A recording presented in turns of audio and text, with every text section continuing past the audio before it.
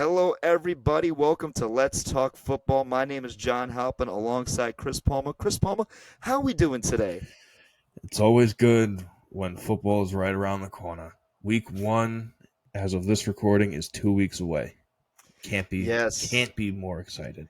that's right. We are back. We are ready for year 3 of our Let's Talk Football podcast, and we are excited to get this year started. We have a fantastic year of football ahead of us. So, without further ado, Chris Palmer, are you ready to talk football? Yeah, I'm 100% ready to talk. Let's get this going. Let's get it going. So we're going to start off real quick with some bold predictions. Now, these are just some predictions that Chris Paul and I are going to extrapolate and see if they come true. So I have a few bold predictions that I want to throw at you, Chris Paul, and you tell me what you think of them. Okay? hmm I'm going to start Yeah, go with for it. I'm going to start with my number one, the Detroit Lions. I think not only are they going to make it to the playoffs, I think they are going to win the NFC North, make it to the playoffs, and win one playoff game. At least one playoff game. I think the Lions this year are going to be a exciting team to watch. I know you and I we have talked about it in the last 2 years under Dan Campbell that the Lions are they're looking special, man. They look really good. And I think this is the year that they prove the world that they are special. So that's my first prediction. My second prediction is I'm going to go 2 for 2K. I think we're going to get two players that get 2,000 yards in their respective categories. Justin Jefferson gets 2,000 receiving yards, and Nick Chubb runs for 2,000 rushing yards. Both of them great at what they do, probably the best of the best at what they do. Maybe I know I'm not taking away from anything from King Henry, but injuries have kept him a little sidelined and stuff. But Nick Chubb, he's consistent. No Kareem Hunt in the backfield anymore. He's going to get more carries. He's going to get more of a workload, and I think that if I would not shock me to see Justin Jefferson and Nick Chubb get 2,000 yards in their respective categories. My last bold prediction: Bijan Robinson, Offensive Rookie of the Year. I think the Falcons stole him up in the first round, and I think he's going to prove everyone right and be explosive running back right out the gate. And right there, those are my bold predictions. Very nice. I like every single one of those predictions. Backtracking to Detroit just a little bit, I feel like it's not as bold of a prediction to say that they're a playoff team this year. Like you said, we've been talking about it for this is now going on the third year since we started this podcast. We've been talking about something brewing in Detroit. Mm-hmm. Well, this is the year that it's going to melt over. Um, Detroit is going to come out of the gate, and they're going to come out with such a force that no one's going to expect this year. I will 100% agree with you. We will see them in the playoffs. The boldest thing that you said is that they're going to win a playoff game because that's going to determine who they're playing at the end of the year.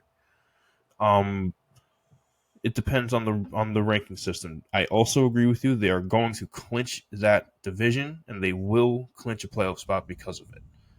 Now, if that unfortunately winds them up in the wild card seeding, that could work against them when it comes to playing a really serious contender in the playoff rankings. But that remains to be seen. That's not till the end of the year. But I 100% agree with you. Detroit is a playoff team this year, and they are going to be fun and electric this year. Your second one was the 2 for 2,000, Justin Jefferson, Nick Chubb. Justin Jefferson, I 100% see getting 2,000 yards. Um, I love him as a receiver. Last year, he was showing some really, really special things as a player, making the best out of, I wouldn't say unraveling, but it's starting to become mildly concerning what's happening in Minnesota, where they're kind of taking 2 steps forward and 1 step back. So they're kind of remaining in the same place when it comes to contention. They're a Mhm. middle of the road team that no one necessarily wants to play, but they don't necessarily they're not feared on the schedule. Like you don't look Yeah. at them and you're like, I don't want to play them this week. Like it's yeah, I'm ready to play the Vikings. You're always ready to play the Vikings because you know what's going to happen. But he's becoming more of an unpredictable and elite receiver as a player. Um, I can 100% see him getting 2,000 yards. As for Nick Chubb getting 2,000 rushing yards, um, He had do I want to see 1,500 it? last year. No. I know. I'm not disagreeing that it's not possible. Do I want to see it? No. Yeah. Because that means he runs all up and down Broadway on both of us Yeah. twice this year. um, do I think it's possible? Yes.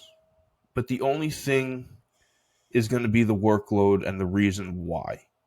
He's not going to get the workload because Kareem Hunt is no longer behind him. Kareem Hunt has not been behind him for a couple of years now. Kareem Hunt Well, is he just was there now last year. becoming, his name's now just being, but I thought he didn't play much because of all the trouble he got into.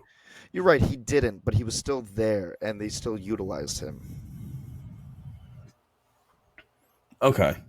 Um, with him being completely gone, yeah, he'll get more, but that's not going to be the more causing factor, I feel, for him to get the workload.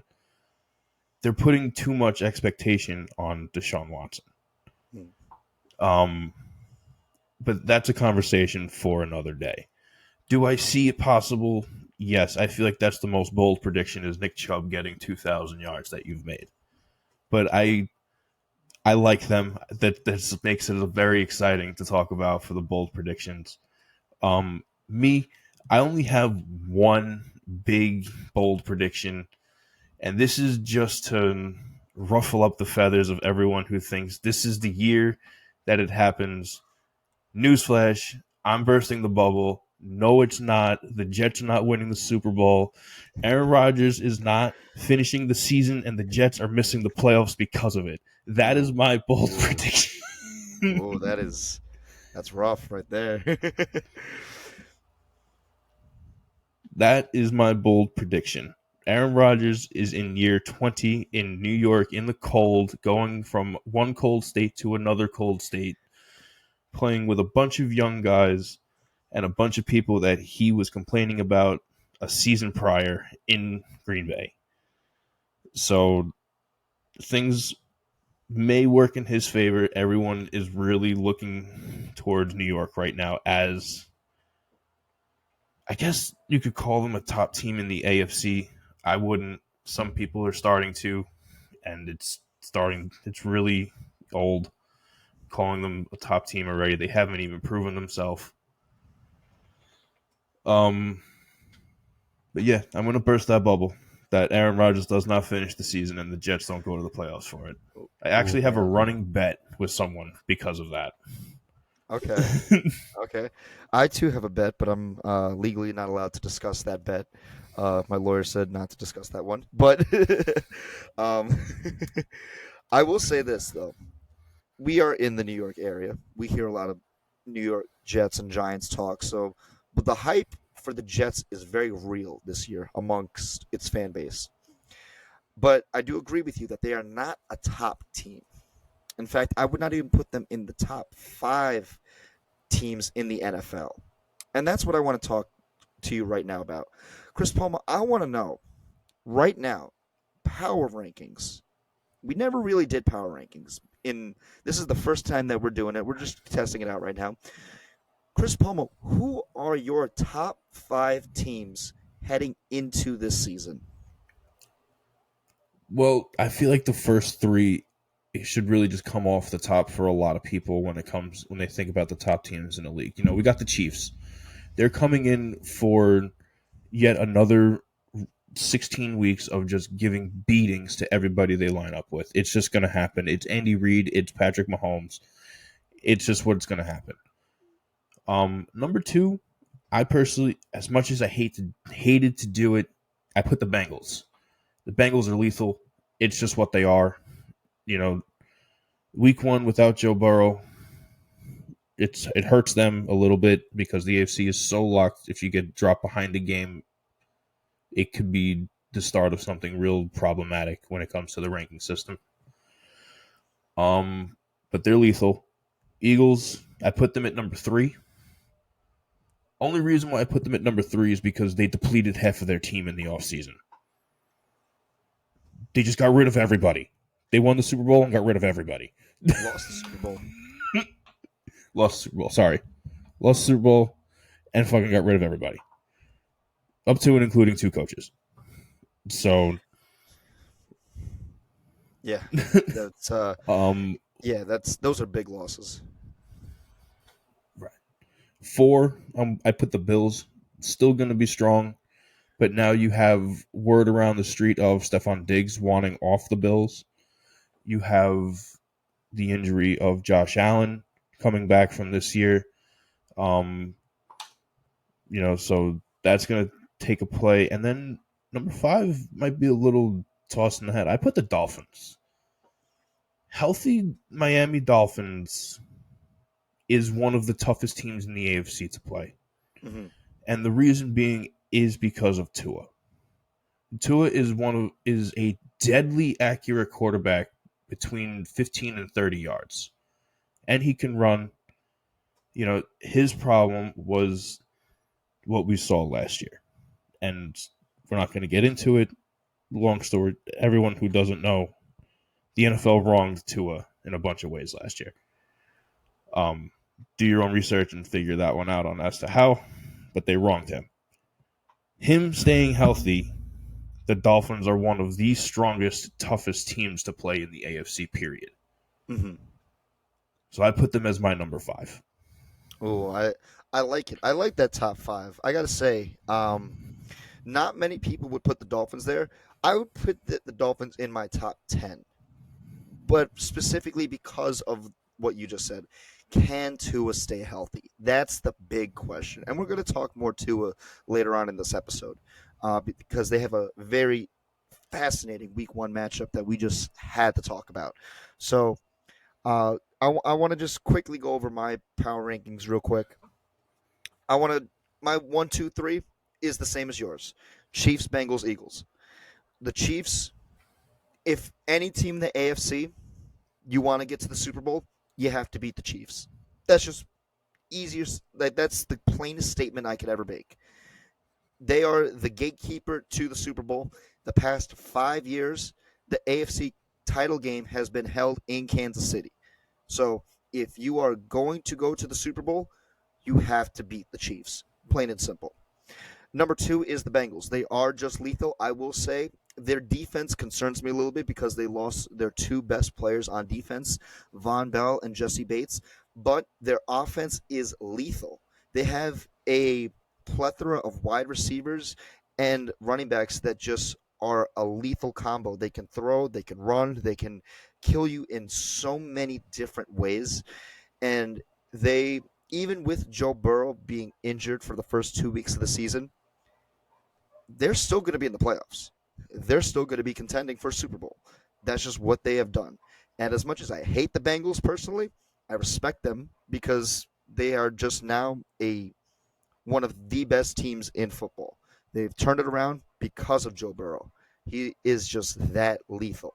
Um, Eagles, Jalen Hurts, he is just that lethal too. Don't forget he was the runner-up MVP, and if he did not miss those 2 games near the end of the year, he would have won MVP over Patrick Mahomes. He had killer stats on the ground and passing, and in the Super Bowl, he had 4 touchdowns, and no one could stop him. No one could stop him. He was absolutely lethal, and I don't want people to forget how dangerous Jalen Hurts is. Yes, they got rid of their offensive and defensive coordinators, so and a lot of players coming and going and stuff. So believe me, they're not the same team. But when you look at the AFC to the NFC, Eagles right now, I still think they are probably the best team in the NFC. My number 4 changes from yours. I put the Jacksonville Jaguars as number 4. I think I that argued with them. they are, if you look at their division, they're clear cut favorites to win that division between the Texans, the Colts, and the Titans.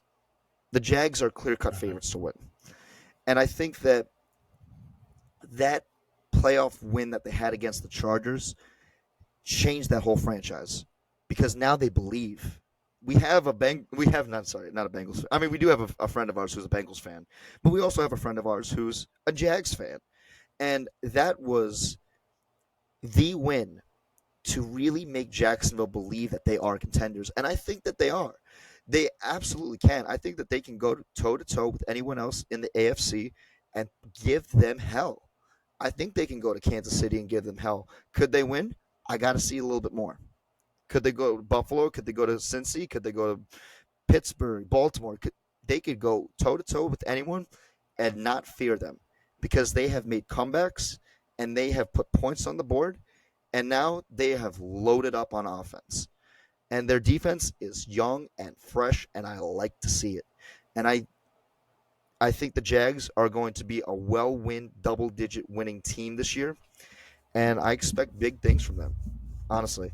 And number five, I do have the Bills. I think the Bills are, we know what they are. They are absolute juggernauts where they will, if they have a two possession lead, the game is over. They're just they're gonna punch you out. They're gonna give you one knockout punch, and that's it. But those close games, man, those close games where it's nip tuck, it's very hard for them to win, and I got to see a little bit more of that. I do expect them to win that division, and I do expect them to be in the playoffs and possibly make a run. But can they beat the Cincinnati's? Can they beat the Chiefs? Can they beat the Jags? I don't know. I got to see a little bit more from them, and that's why I had them just ranked five. So, with that being said, that's our top five power ranked teams.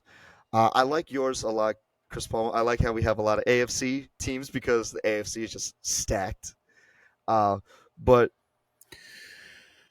any final thoughts on that? Yeah, I like your power rankings as well. Very honorable mention with Jacksonville. Hats off to Trevor Lawrence, man, really giving a breath of life to Jacksonville again. Um, you know, honorable mention Jacksonville. I argued with them, putting them in my power ranking list as well. Um, it's just the consistency from the Dolphins. You know, the Jacksonville Jaguars, they've consistently gotten better. The Dolphins have also consistently gotten better. And Mm-hmm. they have, I guess there's more of a showcase to it because it's being more, they're like the team of Florida. They've been the team of Florida for years.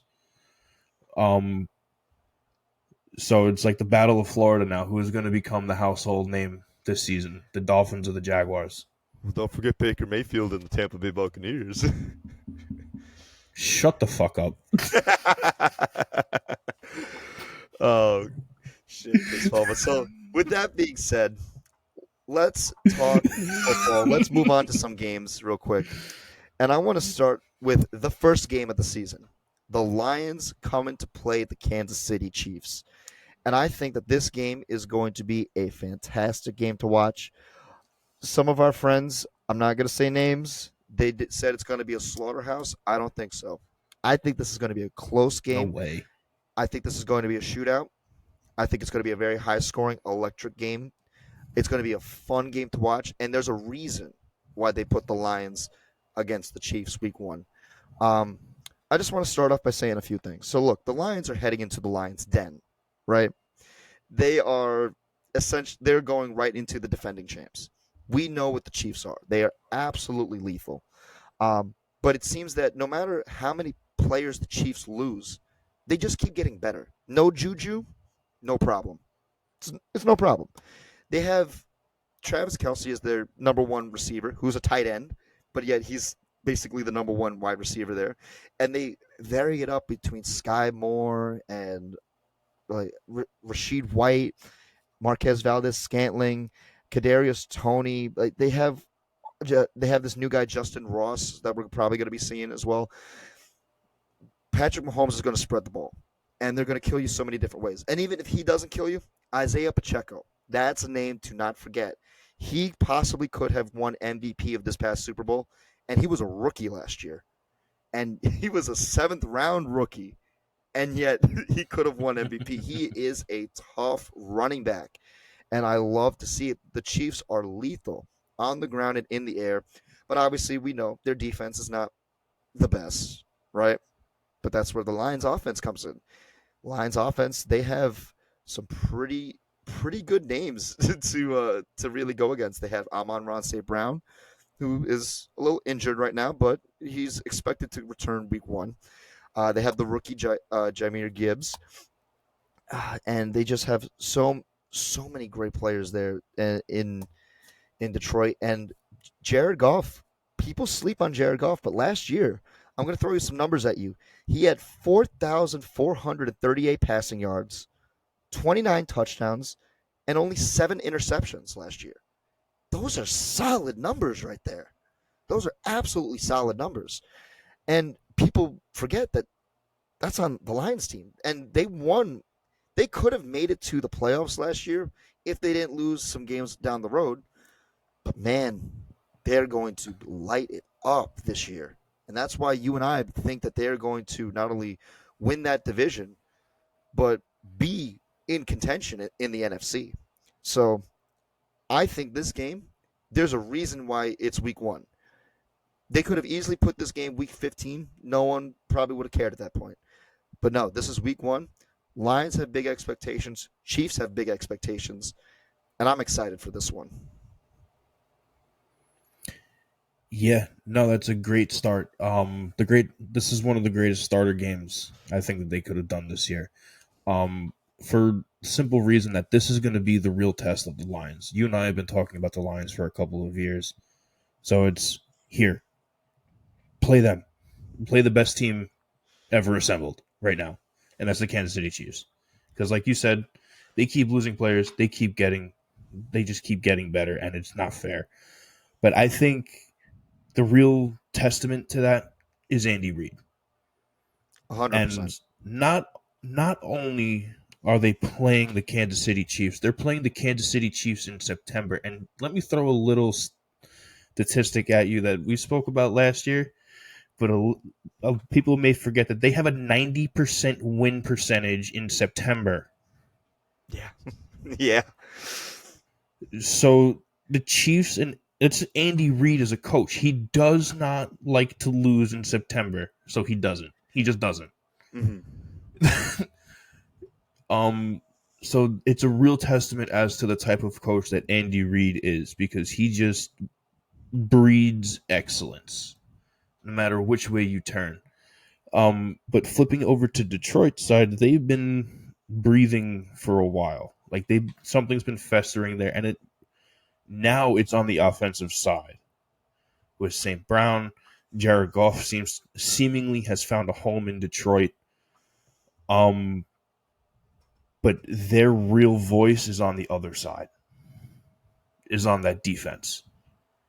That defense is smothering with a young Aiden Hutchinson coming in for a year two at the helm.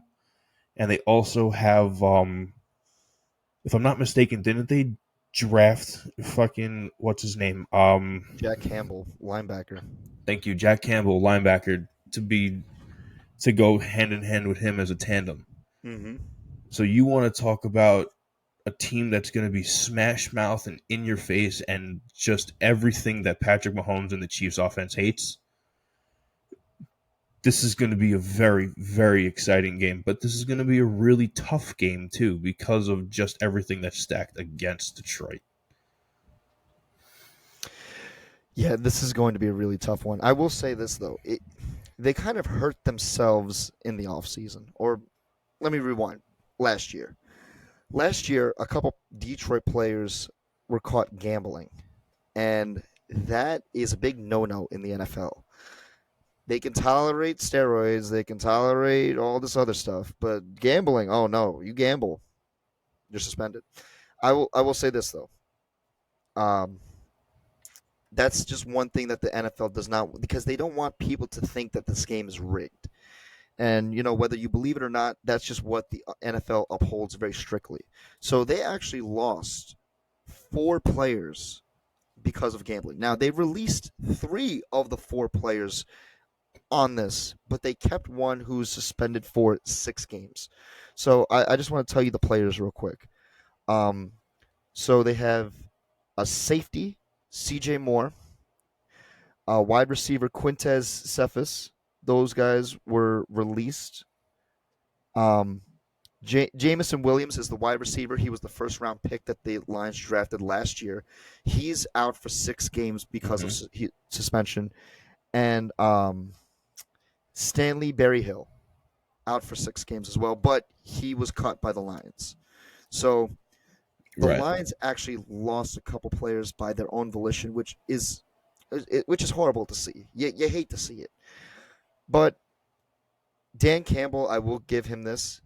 Andy Reid, yes, he breathes excellence, and he's a Hall of Fame coach, no doubt about it. He's hungry for his third Lombardi. You could just see it. He's hungry for that shit. But I got to give credit to Dan Campbell, man, because he really turned around the Lions. He has brought an edge to them that no matter what game they're in, they are never out. They are never going to give up. If the Chiefs, I think in this game, no matter who is leading come halftime, it does not matter because we can see both of these teams make comebacks. Dan Campbell, he's going to preach to them that we are never out. We are never out of a game. And so is Andy Reid. The Chiefs live off of comebacks.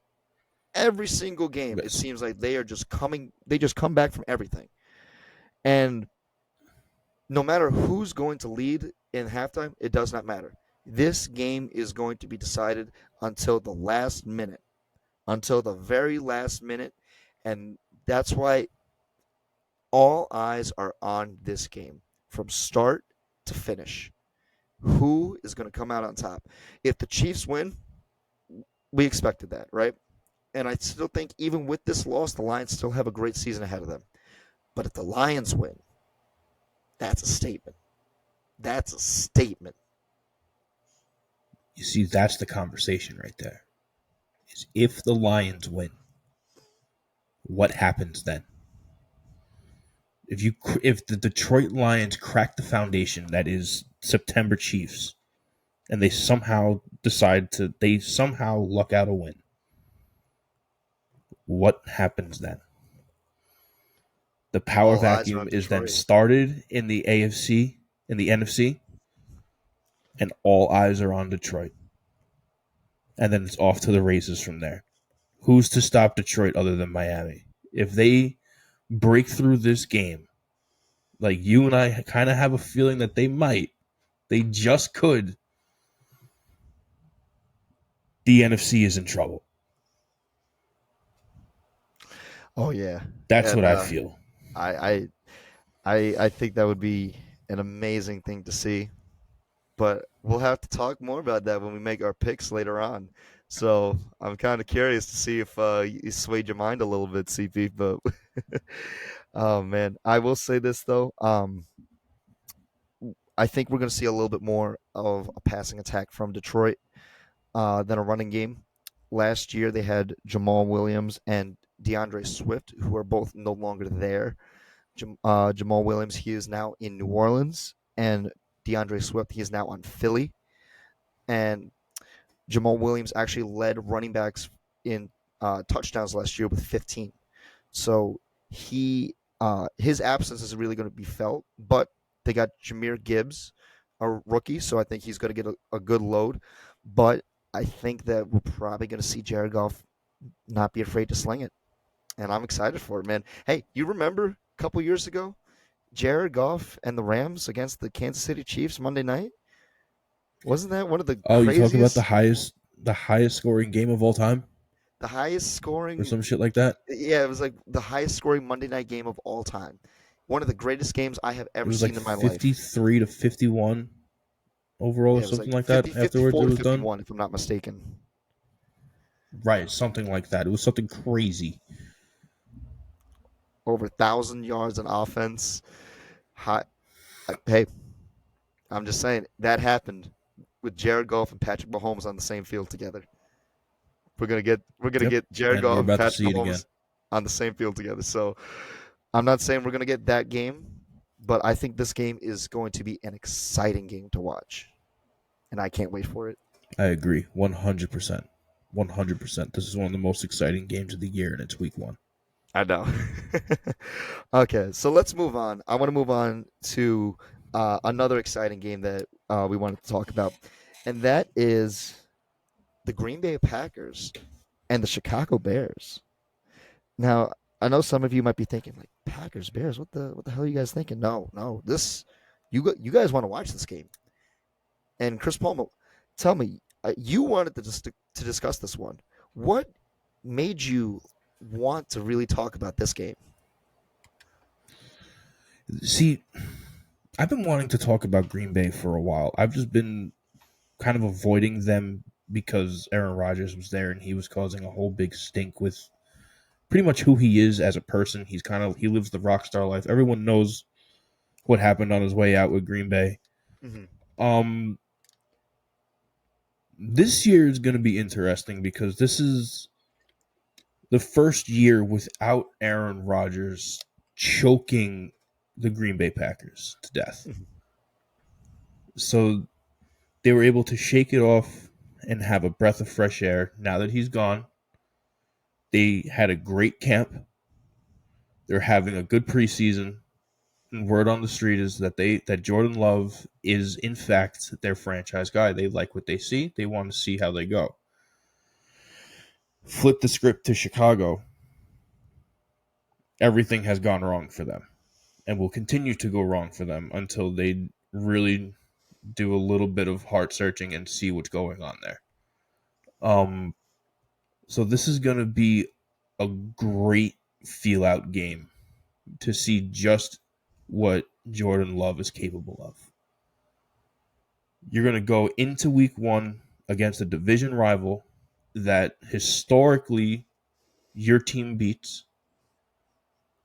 Doesn't matter home or away. Is that a big legacy to uphold? That the Green Bay Packers uphold Chicago 100%. That's not something to feel pressure about, though. Not even close. Not even a little bit. Go out there and play your game, and Chicago will more or less just beat themselves. It's really what happens. They wind up beating themselves throughout the game. Simple mistakes here, fundamental problems there. Injuries happen, unfortunately, but them just not being able to produce any type of yard gain is their problem. Green Bay, I feel like they have more steps in the right direction because of just how sound historically of a franchise they are.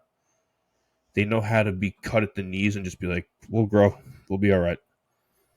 You take anything out of Chicago and it's complete catastrophe.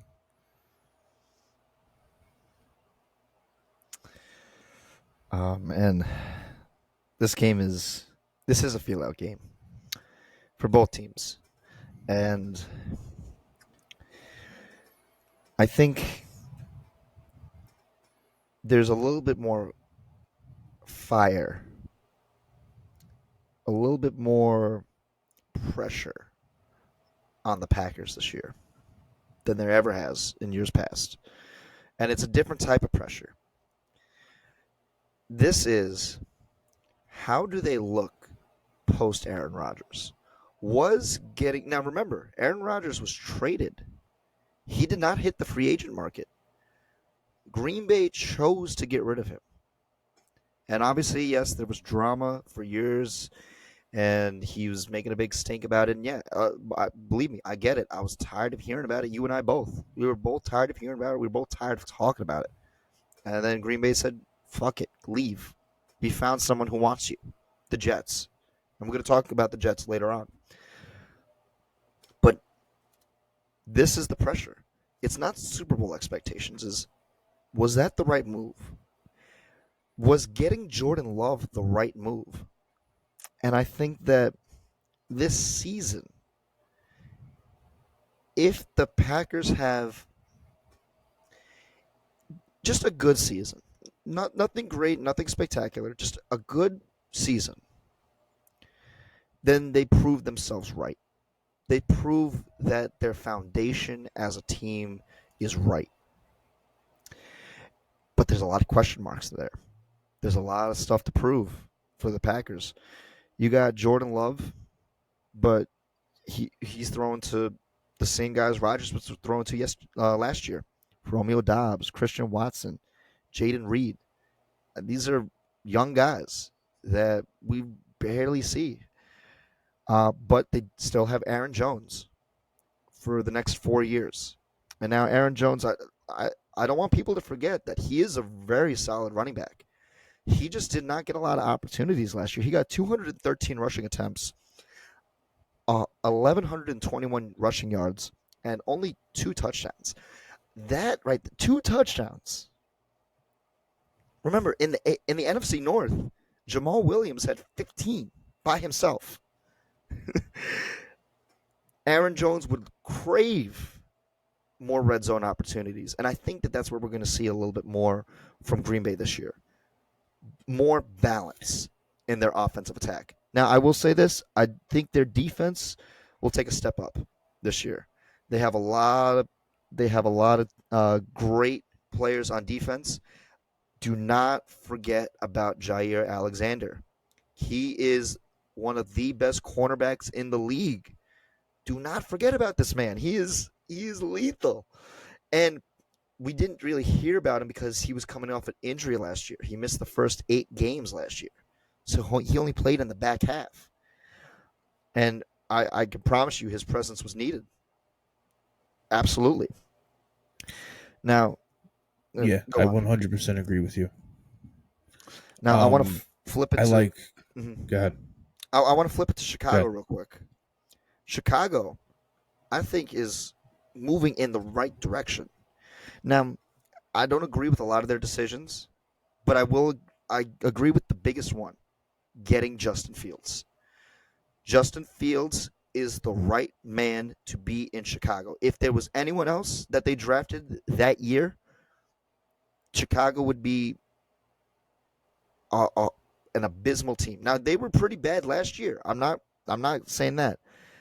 But Justin Fields, I want to give you his numbers last year. He had 2,242 passing yards, 17 touchdowns, 11 interceptions. But he had 1,143 rushing yards and 8 touchdowns. That is that's unbelievable. That's Jalen Hurts year Kid's a two baller. numbers. Yeah, that's that's Jalen Hurts year two Kid's a baller. numbers. Yeah, I'm telling you, like Justin Fields is the right man in Chicago. Now, I don't think Matt Eberflus is the right coach in Chicago, but that's a whole different story and everything. But now they're more offensively heavy this year than they have been in any other year. Now, granted, they don't have much of a rushing game. Their running backs are Roshan Johnson, who's a rookie, Khalil Herbert, and Deonta Foreman. So, not the solid best running back core, but you incorporate Justin Fields running himself. He's primarily going to be taking a lot of that bulk, much like Lamar Jackson and Jalen Hurts do to their team. But their their wide receivers are a lot better than years past. Chase Claypool, DJ Moore, and Mooney. I Those are forgot about that.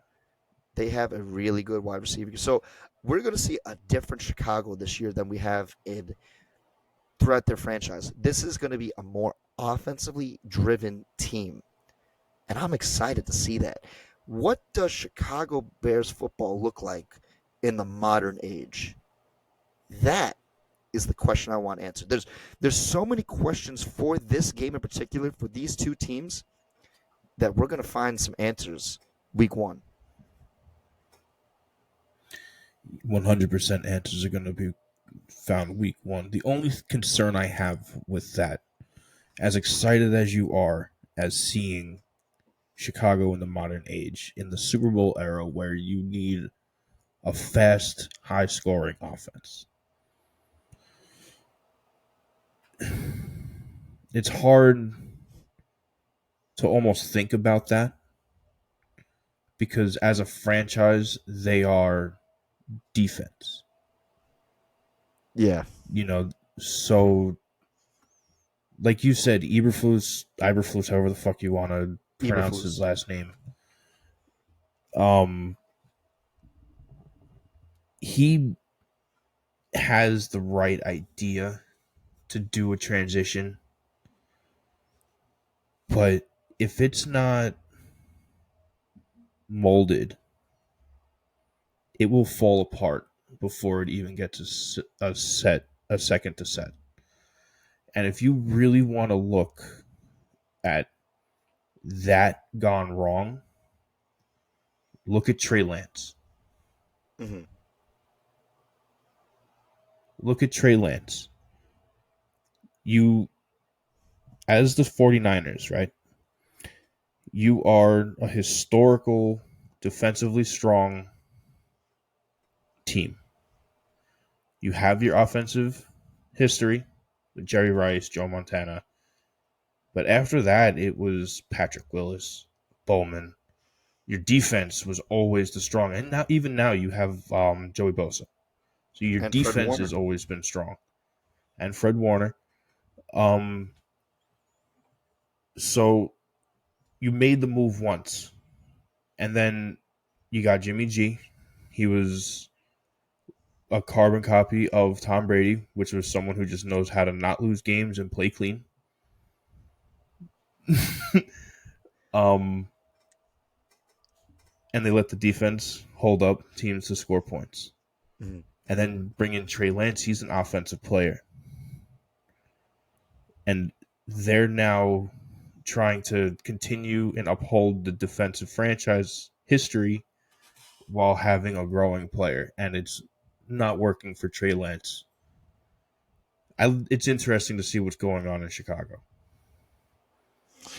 Yeah, I I, like uh, Justin Fields a lot. I think Justin Fields is was the second best quarterback in that draft, just right behind Trevor Lawrence. I know you and I we spoke about that when the time came, and I was very high on Justin Fields, and I like him, man. He's really good. He's a dual threat quarterback that he's in the same vein as Lamar, as Jalen Hurts, and both of those guys are successful. You put them under the right system with a coach that believes in them, they can win games. They can win games. And Jalen Hurts was this close from winning a Super Bowl, man. Lamar has an That's MVP. right. I I'm not saying I'm putting Justin Fields that he is going to win an MVP or he's going to make it to the Super Bowl. He's not. He's not at least not this year. But if he can win games this year, I think that really puts life into Chicago. And believe me, football is a lot better when the Bears are a successful team. When they're an exciting team to watch. And we haven't had that in Chicago in a long time. Just like Detroit. Just like Detroit, man. They're fun to see.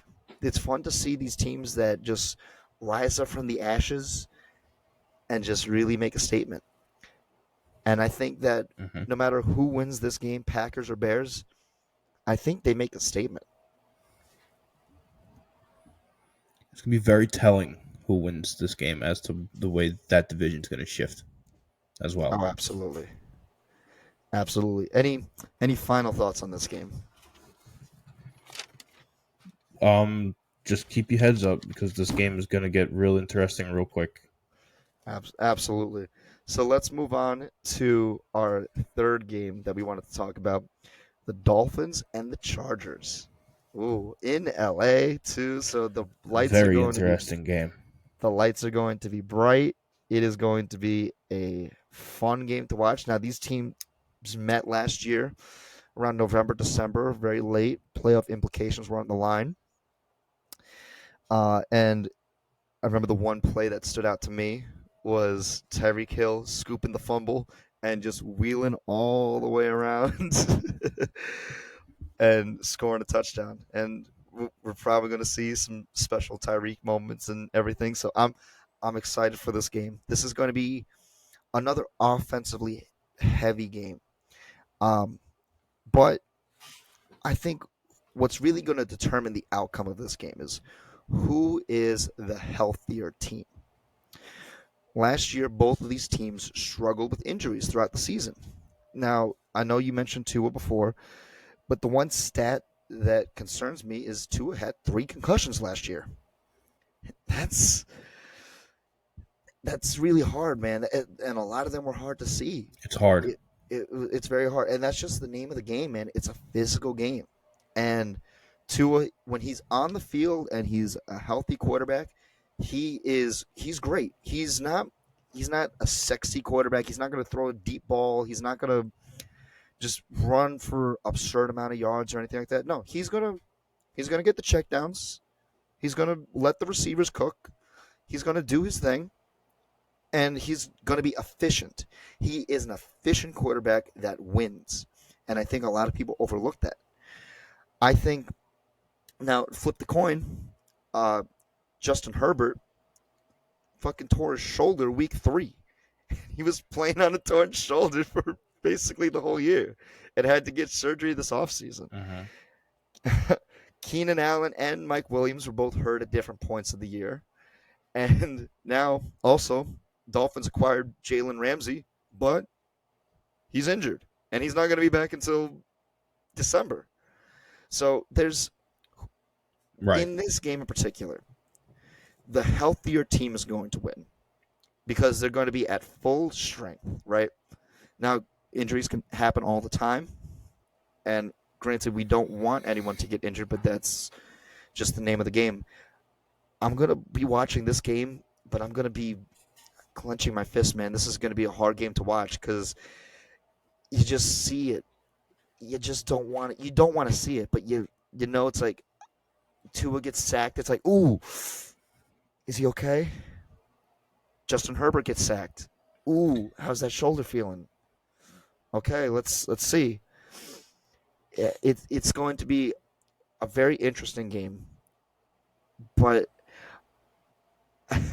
part of me is like Mike McDaniel should just bring Tua out on bubble wrap. Honestly, uh, yeah, no, this game is a lot of fun when you think about it. When it comes to how these teams match up when they're healthy, and this is probably the only time that we'll ever see either of these teams at 100%. So the fact that we're getting this game week 1 is really why I'm excited to watch this game. Because each of these teams, like you said, they are just absolutely injury ridden. So the team that we see week 1 will not be the team that we see come week 5 no. and so forth throughout the year. It just won't Mm. be. But these two teams stacked up against each other is 100% like a slugfest between the two teams. But the one thing that both teams have issues with is closing out teams. It's something that we've been talking about the Chargers for a couple of years now, that they're great at putting up points. They'll put up 27 points in a heartbeat. But the issue is holding the other team below 27 points. Which And is what cost them losing in the those playoffs. points late in the game. Mm-hmm. Correct. It's what cost them a lot. And it's what cost both teams a lot.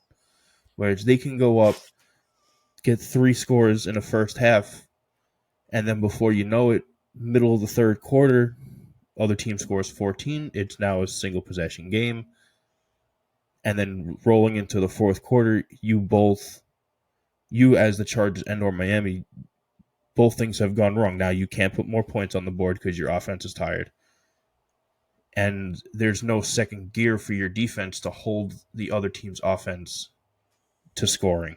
And then you wind up losing a tough game that you should have won. And there was a lot of games last year that we looked and it was just the Chargers should have won because they were up early and up big early. And they wound up completely unraveling.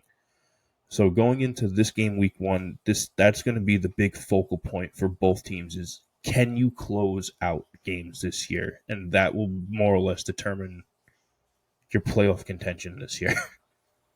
Yeah. I do want to toss some stats out to you real quick on just how good the Dolphins are, and the Chargers. Both teams, their offensive firepower on both teams is ridiculous. When I think of Miami, the first word that comes to mind is speed. They are one of the fastest teams in the league, Ever bar none, assembled. bar none. And I just want to throw out some numbers to you real quick. Now, Tyreek Hill, before Tua got injured, he was on pace for a 2,000-yard season, which has never been had by a wide receiver. He had 119 receptions, 1,710 yards, and 7 touchdowns. Jalen Waddle had 75 receptions, 1,356 yards, and 8 touchdowns. Now, Tua had in total when he played, he played 13 games last year, so he missed 4 games. He had 3,548 passing yards. Now, I'm Mm. not a numbers guy, right? I mean, I spit the numbers, right? I don't do quick percentages in my head. That's probably nearly 90% of his passing yards just go to 2 players. He's looking for Tyreek and he's looking for Something Waddle. like that. He's yeah, he is looking for one of those guys, and they are going to cook. They are absolutely lethal. Now, Tua, he had 3,548 passing yards, 25 touchdowns, and 8 interceptions. Those are some pretty good numbers for 13 games. That's really good numbers. I got to Yeah. say, And 3 concussions. and 3 concussions. I know that's the bad part about it is what what could have been if he stayed healthy and didn't get concussed and played the whole 17-game season. That's what I was kind of curious to see, because come come near the end of the year, they were going toe to toe against Buffalo in Buffalo for the division, and obviously the weather played into it. The crowd was throwing snowballs at at the Dolphins and everything, but it was a it was a 3-point game at the end of it.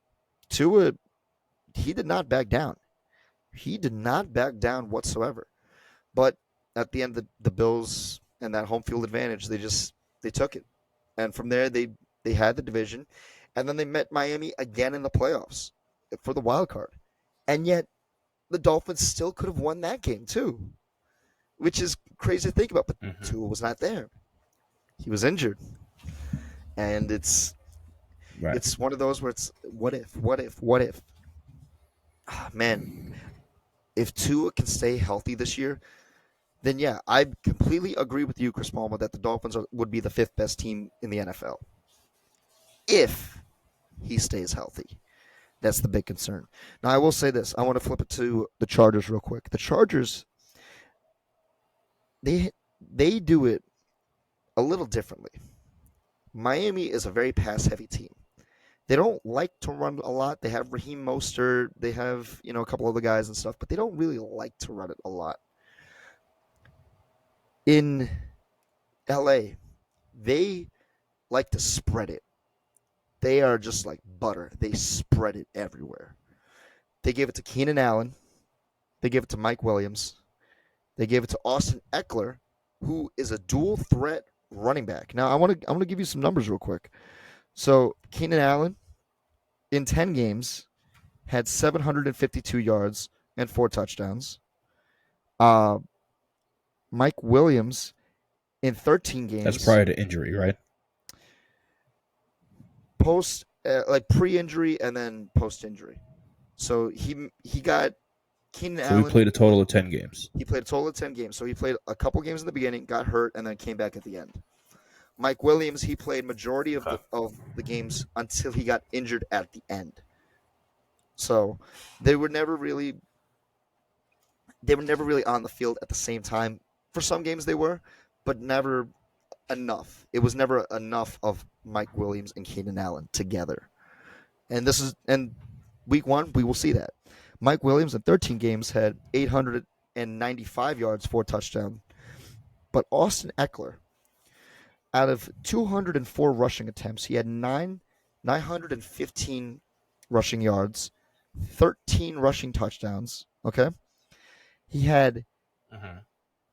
how was it? He had 722 receiving yards and 5 touchdowns.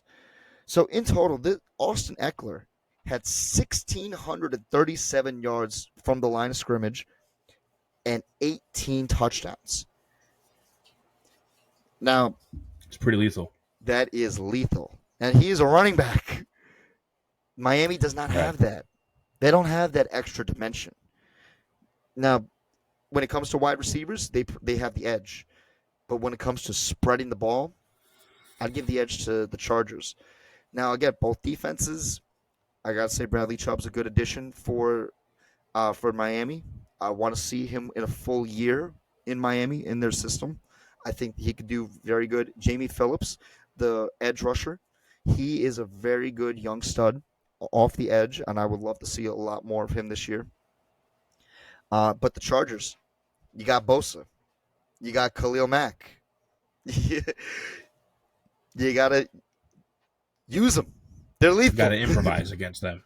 Yeah, you just let them hunt.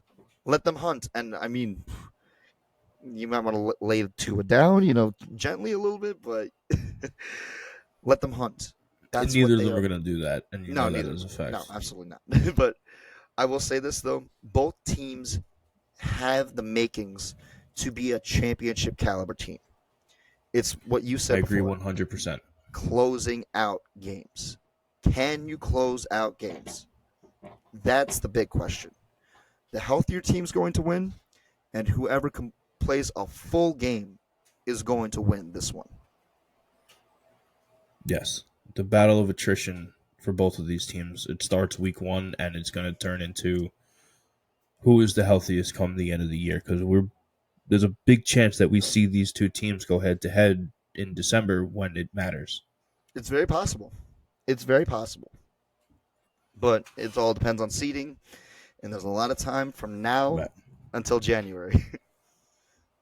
Correct. So, with that being said, let's move on to our final game that we wanted to discuss, and that is the Bills and the Uh-huh. Jets, the first Monday night football game of this year. So, Chris Palmer, I know you wanted to talk this game, so take it away. Um, this game is there's a lot of question marks going into this game. Number one, it's the 9/11 Memorial Game happening on the night of 9/11. Buffalo versus New York. It's going to be a lot of emotions running through this game Mm-hmm. from beginning to end. Um, just wanted to throw that one out there. But there's a lot of question marks going into this game on both sides. The biggest question marks are more so on the Jets side. What is Rodgers bringing to New York? And everyone knows my opinion on Rodgers, on how I feel he is as a person, and how I feel that affects him on the field. He seems to be in a lot more energetic state than we've ever seen him.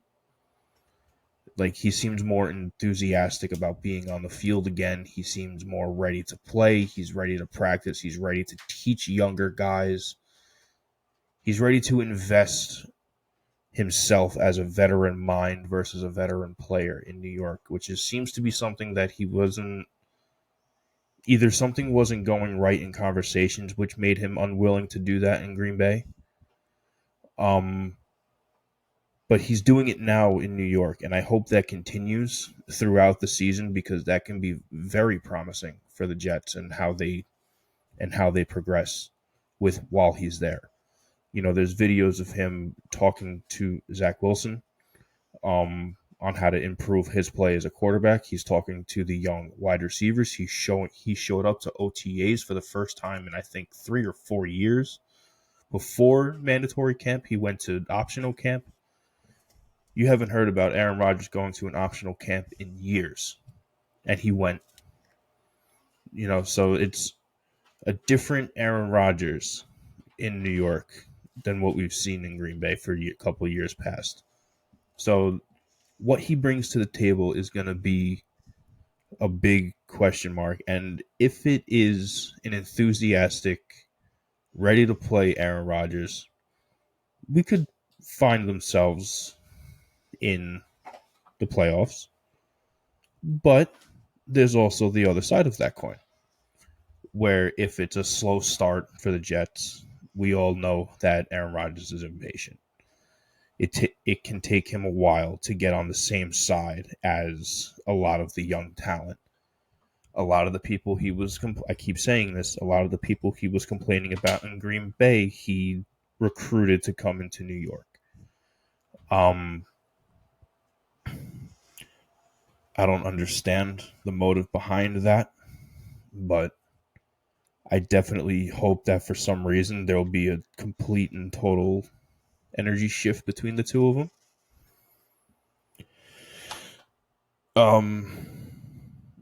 And again, my bold prediction is that he doesn't finish the season because, again, this is his 21st season. He's playing in the cold. He's playing in the AFC now. It is not like the NFC.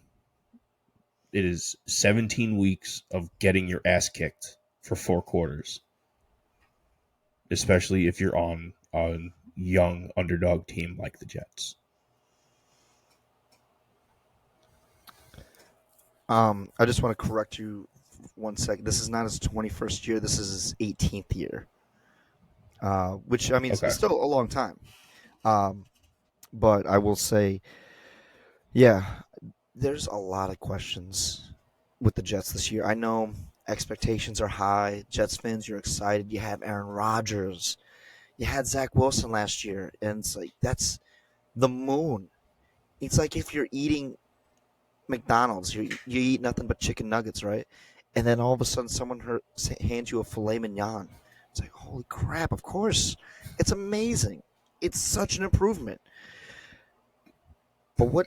But how well cooked is that filet mignon? How well cooked is Aaron Rodgers? What Aaron Rodgers are we getting this year? Are we getting the MVP Aaron Rodgers from 2 years ago? Because I mean, that guy is incredible. Or are we getting Aaron Rodgers from last year, who was very turnover heavy, and he did not have good rapport with his wide receivers?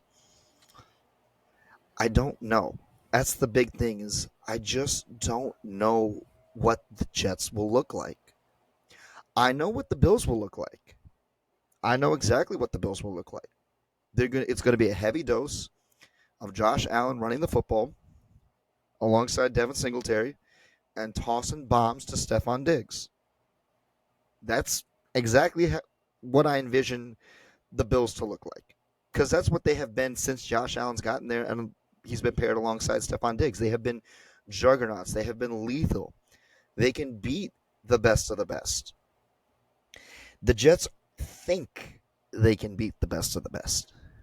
And the Jets, look, the Bills are the biggest threat in your division. And then it would be the Dolphins. And the Patriots are a whole mess unto themselves. But it's the Bills and the Dolphins that you have to really compete for. I think come week 5, the Jets play against Kansas City. And we'll probably talk about that game. So that's going to be a game worth talking about. Because then we'll have an idea of what the Jets look like. Now, a lot of people love Garrett Wilson. And yeah, he was offensive rookie of the year, but his stats don't scream superstar. They don't even scream star. He had 83 receptions for 1,103 yards and 4 touchdowns. That's good. It's not great. It's good. But then you hear the Jets fans say, "Oh, but that was under Zach Wilson, Mike White, and Joe Flacco." It's like, yeah, that's true.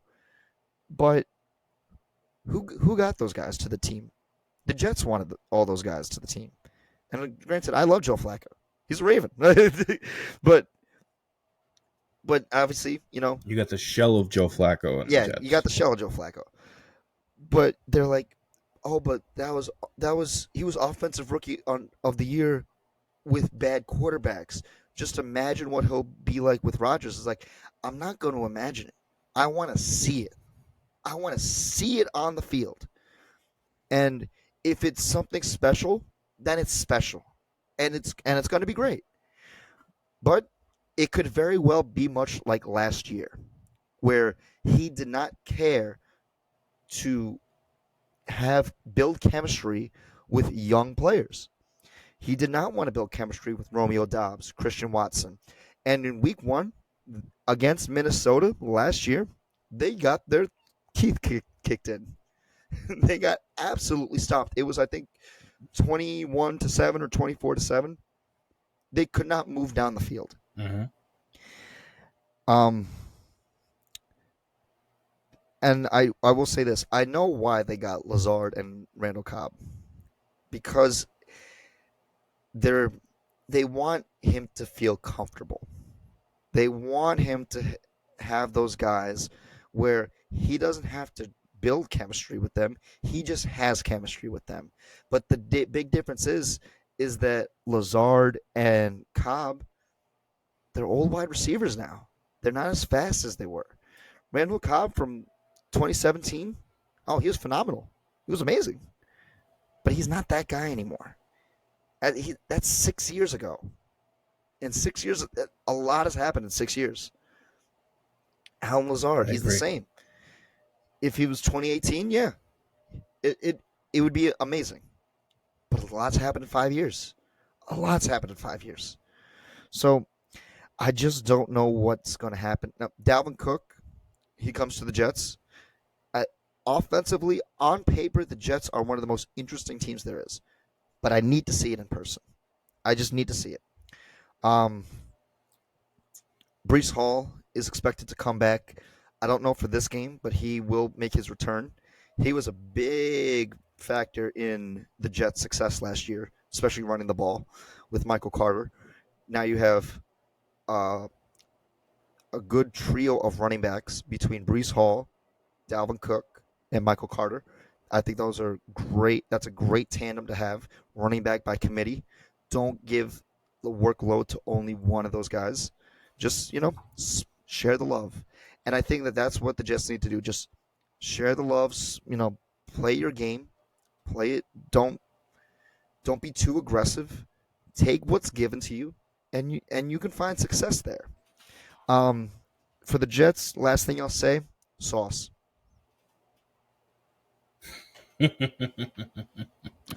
And that is it. That is Yeah, it for the Sauce Jets. Gardner is going to be exciting. I will say I do love Sauce. I think he's a phenomenal cornerback. Um, now I do want to go to Buffalo real quick. I Before we forget, I want to give a big shout out to Damar Hamlin. He is coming back. He is Yes. able to play, and he's much like Tua. I'm very scared to see how he's going to be on the field, but I'm a little bit more confident that he'll be fine. I think last year was a very freak accident, and man, I just don't want us to forget about Damar Hamlin and how important that moment in time was. So I want to really give a shout out to Damar Hamlin to making a comeback, and the cameras will be on him.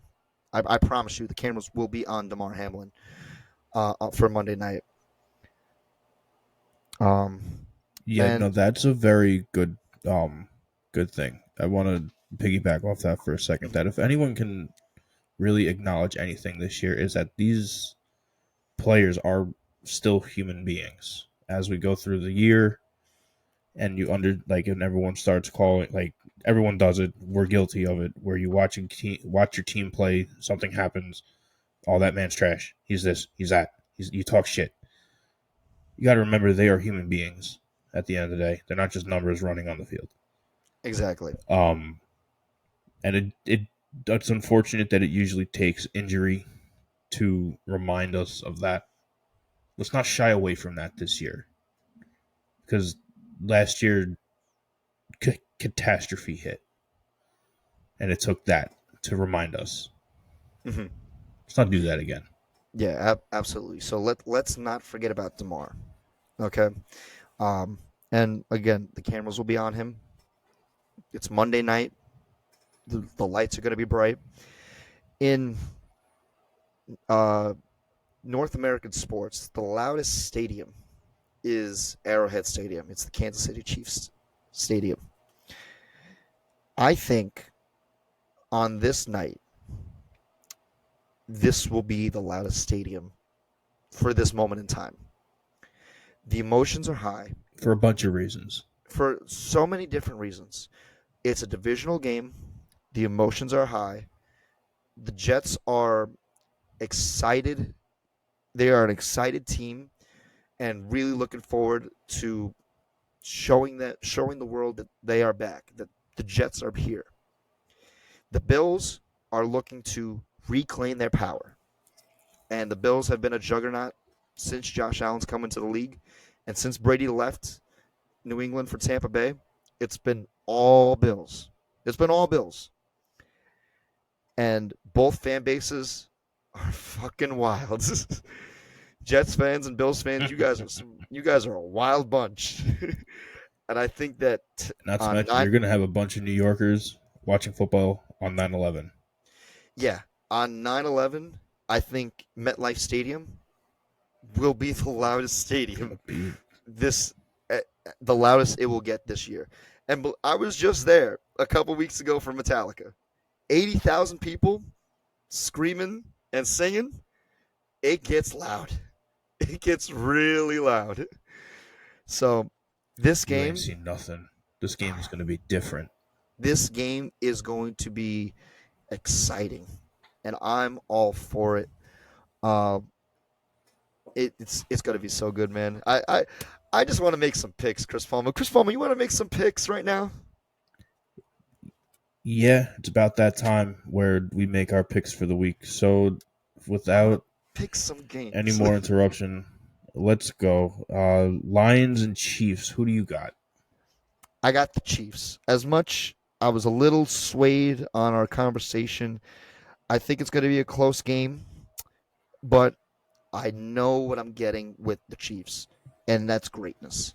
So I'm going to go with the Chiefs. Yeah, no, I can't help but go with the Chiefs too. It's just it's too early in the year to bet against them. It's September, week 1. You can't say that they're going to lose week 1. Um, Bengals and Browns. Ooh, I'm actually going to take the Browns on this one. Uh, Joe Burrow's injury concerns me a little bit, and I just think that for some reason Cleveland gives Cincinnati a tough time. They just do. I can't really explain it. Joe Burrow doesn't even if Joe Burrow was there, he doesn't do good against the Browns. But I'm gonna give it to Cleveland this time. I think they're gonna shock Cincy. Yeah, I'm going to give that one. Um, yeah, I'm going to give that one as well to the Browns. You know, the loss of Joe Burrow week 1, that's going to hurt a little bit.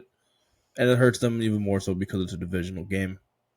But the Browns, I don't expect much from them this year overall. No, I don't. But Cincy will pick Um, it right back up. yes. Texans and Ravens. Come on, baby. You know what it is. You know it's Baltimore time, baby. Yeah, that should be a wash for you guys. If it's not, something went terribly wrong. I will say Um, I am looking forward to seeing Buck, CJ Stroud on his first NFL debut. yes. Buccaneers and Vikings. Ooh, so we get Baker Mayfield in his Tampa Bay debut. That's going to be fun. But I'm giving it to Minnesota. I think Minnesota's the better team. And Tampa Bay, they just lost a lot of players, man. I mean, obviously, you cannot replace Tom Brady. You can't replace Tom, especially with Baker Mayfield. Come on, man. But I'm giving it to Minnesota. I know what I'm getting with Minnesota. Justin Jefferson's going to carve them up. Yeah, I agree with you. Vikings aren't, like I was saying, they're not really much to be feared, but the Buccaneers are even less to be feared. You know, Mm-hmm. no one is afraid of the Buccaneers at all. Baker Mayfield has no wow factor. Bucks are not going to succeed at all this year. Vikings are going Mm-hmm. to win this game by a lot. Panthers and Falcons. Ooh, who you got for this one? You know, this one's interesting. I'm actually going to go. Hmm. I'm going to go with the Falcons on this one. I'm going to hope that this is the year that the Falcons finally make a name for themselves with the pieces that they've been acquiring throughout the past couple of years. Panthers are headfirst in a full scale rebuild, drafting a new quarterback, the whole nine.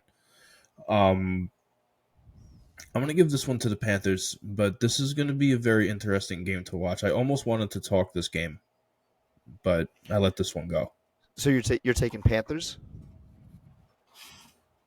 No, I'm going Falcons. Are you going Falcons? Okay, because you said both. So Yeah, sorry. okay. Sorry. I'm also gonna go with the Falcons. I think this is going to be a very interesting game. Now, the Falcons actually had the third efficient offense last year, which doesn't really seem like a lot, but like they were able to do what they wanted to do. They just never really capitalized on it too much. But they were able to put up points with Cordell Patterson and a little bit of Kyle Pitts. I think we're going to see a little bit more of it. It's Desmond Ritter is going to be starting for them against Bryce Young, and rookies don't typically do well week one. Um, Desmond Ritter, he's going to have his first full season under the Falcons. I'm curious to see how that's going to be. But Bijan, man, Bijan's coming right out the gate. Yeah. So you're going Falcons as well with me. Yes, sir. Okay. Cardinals and Commanders. Ooh, this is a tough one. I really don't know what to expect from either team. I'm Not gonna. much. That's what. I know. I'm gonna go. I hate that I'm taking all home team right now, but I I I, I guess I'll go with Washington. More so because they have Ron Rivera still, and there's a lot going on with Washington behind the scenes with ownership, with Dan Schneider, and it's a whole big mess. The Congress is involved in everything. It's a mess in Washington. But Ron Rivera's been a constant, and I think that this might be Ron Rivera's last year in Washington, possibly. But I know Ron Rivera, and I think he will do okay. Sam Howell starts for them. I don't know Sam Howell. I have no idea. I couldn't tell you between him and the guy who's working fucking Trader Joe's. So, um, give me Washington. Yeah, I'm gonna go with Washington as well. More so, yeah, Ron Rivera. He's been that stable point that keeps everyone together during all the chaos. Um, and let's not forget the Cardinals completely imploded last year too. From the inside out, they imploded. Yeah. But they don't have a stronghold to keep the team together. So the locker room is completely in disarray in Arizona, I feel. Hmm. This is going to come down to the team that plays worse. And I feel like the Cardinals are just going to, by default, play worse. Yeah, I So I'm mean, going granted, I would Washington not as be well. surprised if they won because Kyler Murray, he's a handful on the field. He's also a handful off the field, but nevertheless, I think who's he throwing to? Who's he? He's throwing Hollywood and a shell of Zach Ertz. At least with Washington, you got Curtis Samuel, Jahan Dotson, Brian Robinson, and you got Antonio Gibson in the backfield. I know that those guys. I know what those guys are capable of.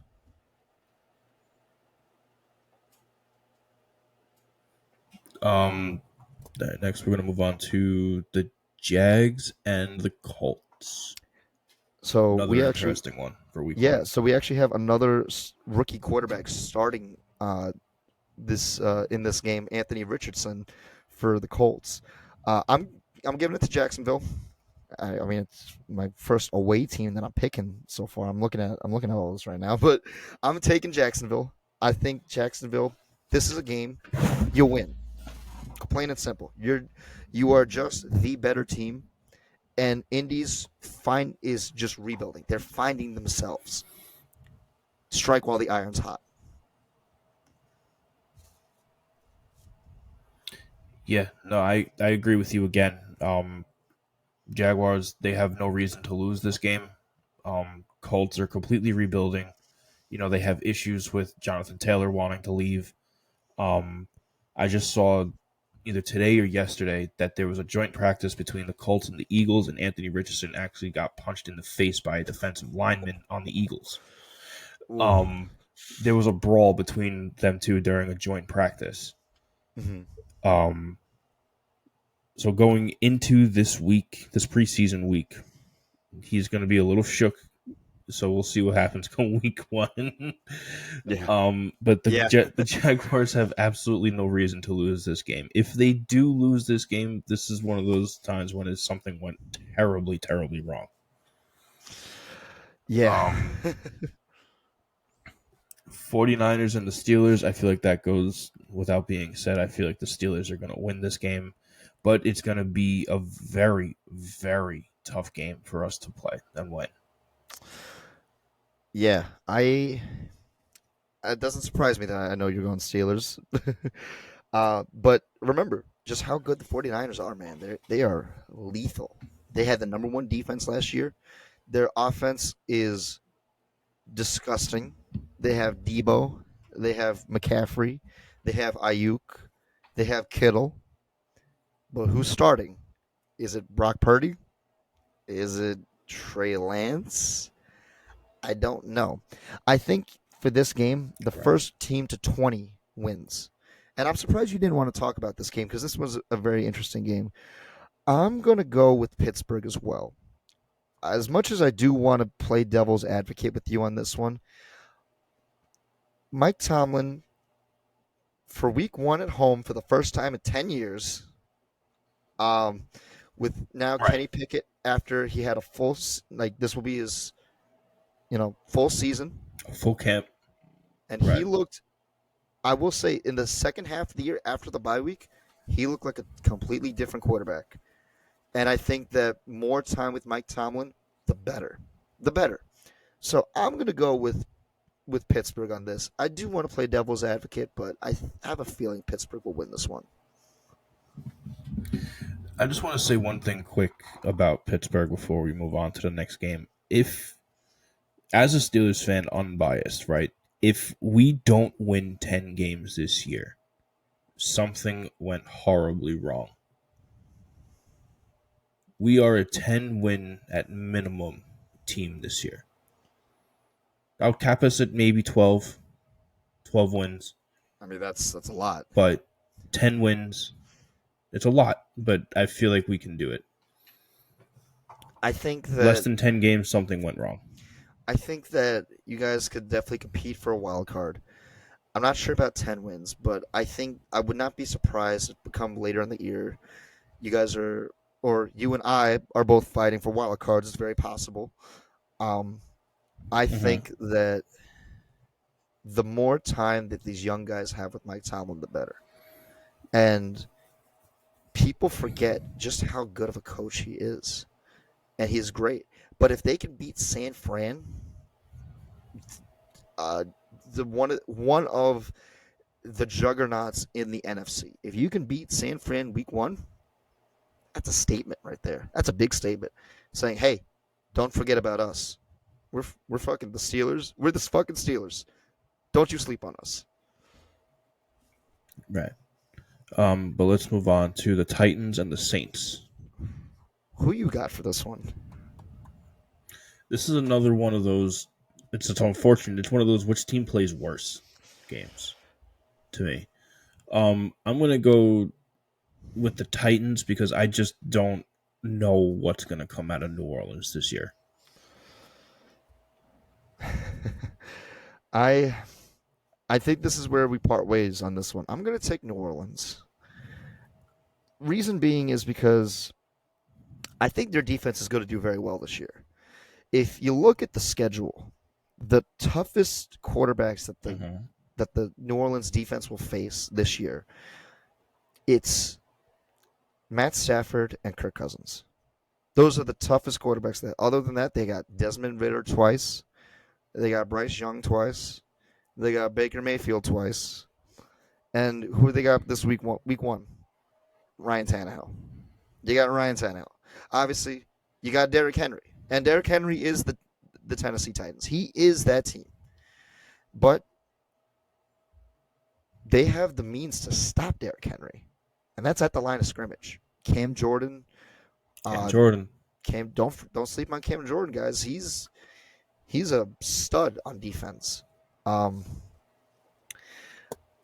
I, I don't know what Derek Carr will look like with the Saints, but he has everything to be successful. A good offensive line, Alvin Kamara, uh, Jamal Williams, Michael Thomas, Chris Olave. You got some good. You got a great core on offense, and I think a really good defense. I'm going to take the Saints on this one. Okay, I respect that. Um, yeah, it's a little too up in the air for the Saints for me to kind of Mm-hmm. give them the benefit of the doubt. I definitely don't underestimate Cam Jordan and his ability to hinder Derrick Henry. I just know how hard it is for someone to stop someone of that caliber alone, and it seems Yeah. like he's relatively alone on that defense. So he's going Mm-hmm. to have a stellar one-on-one battle to keep him at bay. Mm-hmm. And if he does not get ahead of Derrick Henry early, it will be a rough day for New Orleans. Yeah, absolutely. Gonna move on to the Raiders and the Broncos. Chris Palmer, who you got? I know I can see it in your eye right now. I'm going Raiders because I the, knew it. I knew the it. Broncos have rode themselves straight off of a cliff. What? How can I go with the Broncos? Tell me how I can confidently say the Broncos are going to win a game with fucking Russell Wilson. Okay, so this is how I'm going to tell you. I'm actually going to pick the Broncos to win this game. And I actually have. It's not because I love the Broncos that they have a spot in my heart. It's not that. Sure, It's it's not. because. No, it's because they made a lot of good offseason moves. Getting Sean Payton. That was the best move that they could have done. You beef up that offensive line, right? You get Ben Powers. You get all these studs to beef up the offensive line. You protect Russell Wilson, right? You you have an off. You eliminate distractions. Now, last year the Broncos were a very hyped up team. They had a lot of hype around them, right? This offseason, you barely heard shit because Sean Payton is keeping it under wraps. And I would not be surprised if Denver is the most improved team this year. Um, I think they made a lot of good moves. You got beefed up offensive line, Sean Payton. Jerry Jeudy, he's still a great wide receiver, but obviously the second and third wide receivers, they're not really there. Tim Patrick is hurt, so it's primarily going to be Jerry Jeudy. Javonte Williams comes back this year. He was injured last year. He comes back. You run the ball with him. And Denver's defense was actually pretty good last year. As much as a lot of people don't like to think how good they were, they kept a lot of teams under 20 points. And if they only scored 18 points in a couple of their games, they would have won. And I think Denver is going to improve this year. I have no faith in the Raiders. I think that they have been depleted of talent. They still have their core of Jimmy G, Devontae, and Josh Jacobs. That's great. You still got Max Crosby on defense, right? You got no depth. You got no depth. And I think that's really going to hurt them in the long run. So I'm actually taking Denver to win this game. Fair. It's going to be an interesting game, to say the least, between the two of them. Eagles and Patriots. Give me Philly, baby. Give me Philly. Give me the Philadelphia Bulldogs. It's just what it is. For real, though, they really are. For real, though, having 6 fucking Georgia Bulldogs, all from the same Georgia Bulldog college roster as starters on their team. That's fucking nuts, man. It's fucking nuts. Rams and the Seahawks. Now, I will say this. I think the Rams are actually going to be a better team this year than they were last year. They had a lot of injuries last year that really stunted them. They still have a lot of great players on that team, but I'm going Seattle. I think they're just a younger team. I think Seattle is going to regress a little bit this year, but in this matchup in particular, I like a lot. I think Seattle has a big edge. Home field advantage is very tough to play in Seattle.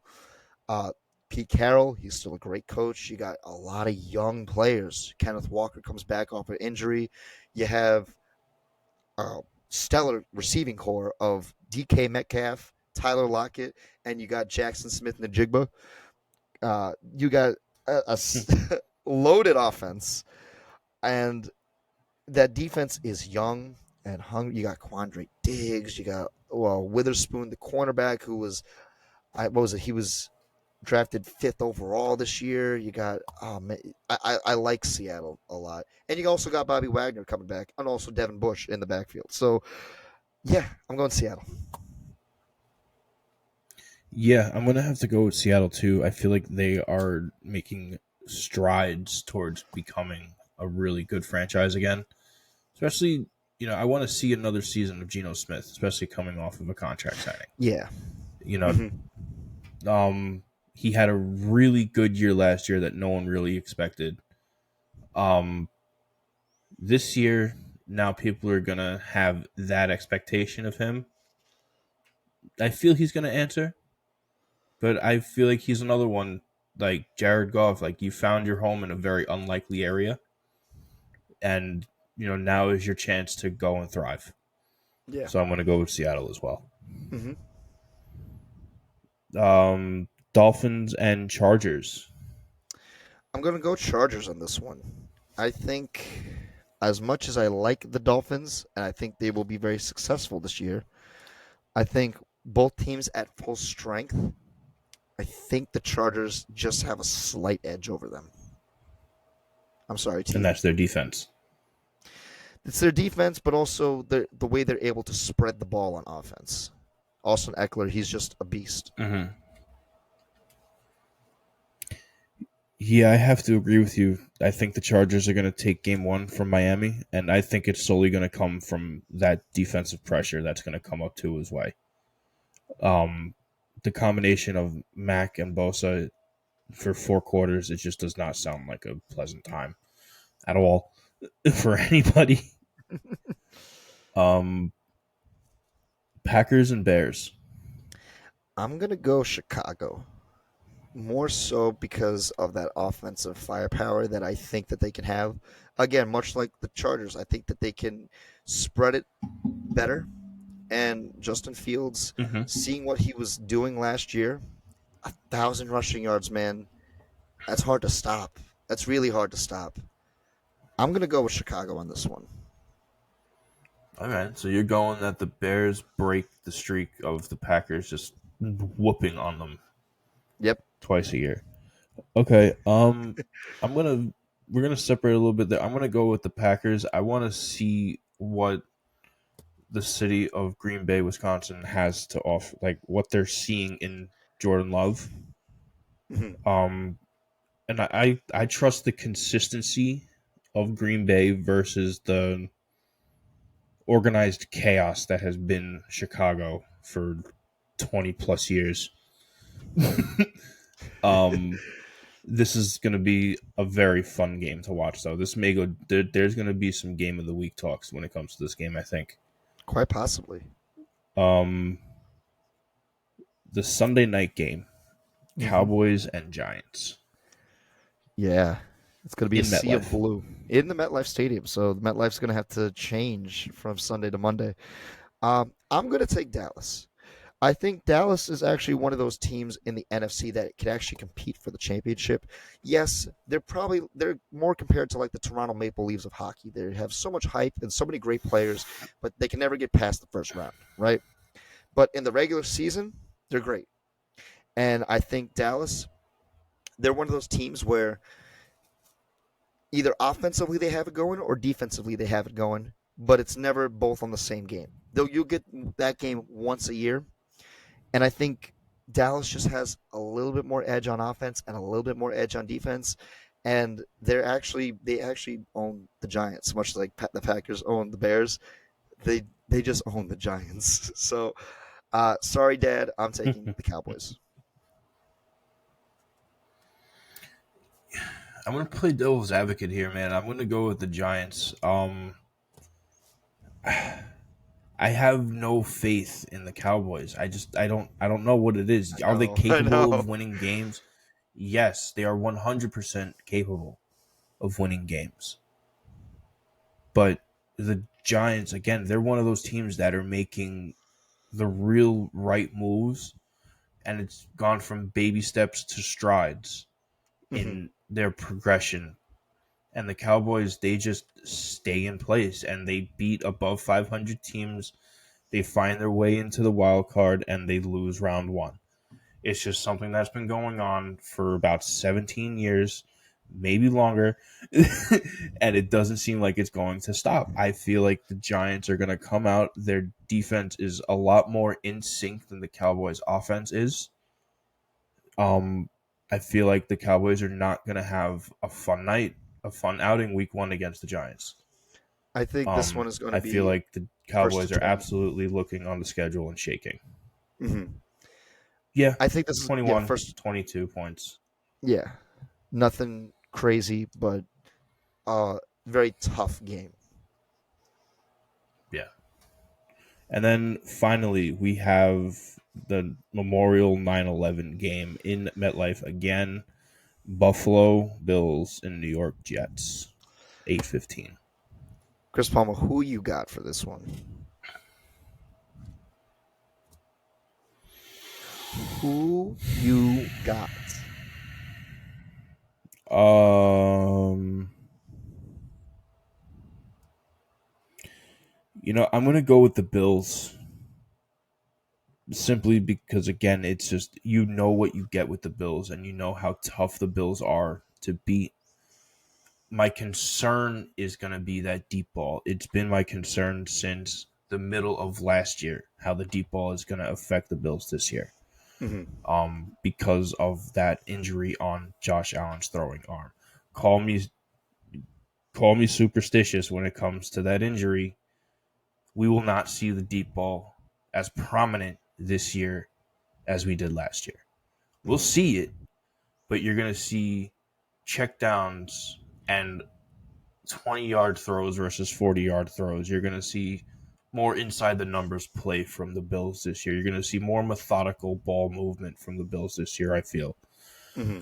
Um, I'm going to go with the Bills just because of consistency of being juggernauts, and the Jets are on hard knocks this year. I too am going to go with the Bills. More so, again, I know what I'm going to get out of the Bills. I don't know what I'm going to get out of the Jets. And it's more so you go with the devil you know over the devil you don't. And I'm not saying either team is the devil. I just don't know. This Jets team is completely different than last year. I don't know if they're a better team. All I know is that they are different. So Correct. I'm gonna go with the Bills. All right. There you have it, guys. There it is. Our week one picks are in the books. We have a power ranking system for the year. We can't wait for this year, so please leave a like, a comment, subscribe, and please be sure to check in every week when we give our updates and give our picks for each upcoming week. This week is going to be fun. Halpin, talk us out. Give us your final thoughts. I I'm excited for this season. For those of you who keep watching us, we want to say thank you. I'm looking at the time. This has been a long episode, so uh, I promise you it's not going to be an hour 40 every time. But I will say there was just so much to talk about this week, and this is such an exciting year for football. Thank you, everyone. Please like, comment, subscribe, and tune in next week. We'll see you then. And thanks, guys.